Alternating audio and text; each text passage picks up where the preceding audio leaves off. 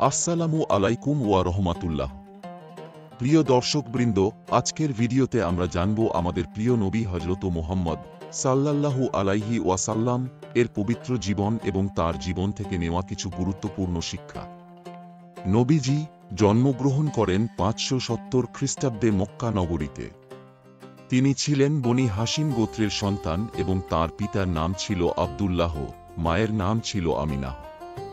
তিনি জন্মের আগেই পিতৃহীন হন এবং অল্প বয়সেই মাতাও ইন্তেকাল করেন। এরপর তাকে লালন পালন করেন দাদা আব্দুল মুত্তালিব এবং পরে চাচা আবু তালিব। জীবনের শুরু থেকেই তিনি ছিলেন সত্যবাদী ও বিশ্বস্ত। মানুষ তাকে ডাকত আলামিন নামে। তিনি কখনো মিথ্যা বলেননি, প্রতারণা করেননি এবং সর্বদা মানুষের পাশে ছিলেন। ৪০ বছর বয়সে তিনি নবুয়াত প্রাপ্ত হন।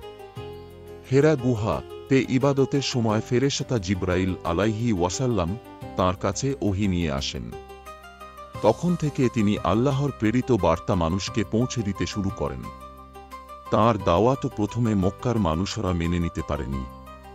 তাকে কষ্ট দেয়া হয়, তিরস্কার করা হয়, এমনকি হত্যার চেষ্টা পর্যন্ত করা হয়। কিন্তু তিনি ধৈর্য হারাননি। পরবর্তীতে তিনি মদিনায় হিজরত করেন।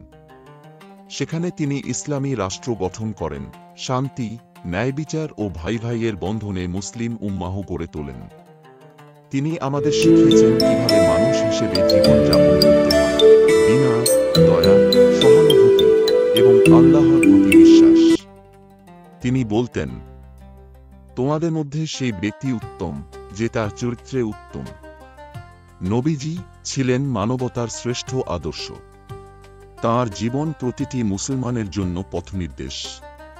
চলুন আমরা সবাই তাঁর জীবনের শিক্ষা মেনে চলার চেষ্টা করি। তাহলেই দুনিয়া ও আখিরাতে সফলতা লাভ করা সম্ভব। যদি ভিডিওটি ভালো লেগে থাকে তাহলে অবশ্যই লাইক দিন, শেয়ার করুন এবং চ্যানেলটি সাবস্ক্রাইব করতে ভুলবেন না। জাযাকাল্লাহু খাইরান। আসসালামু আলাইকুম।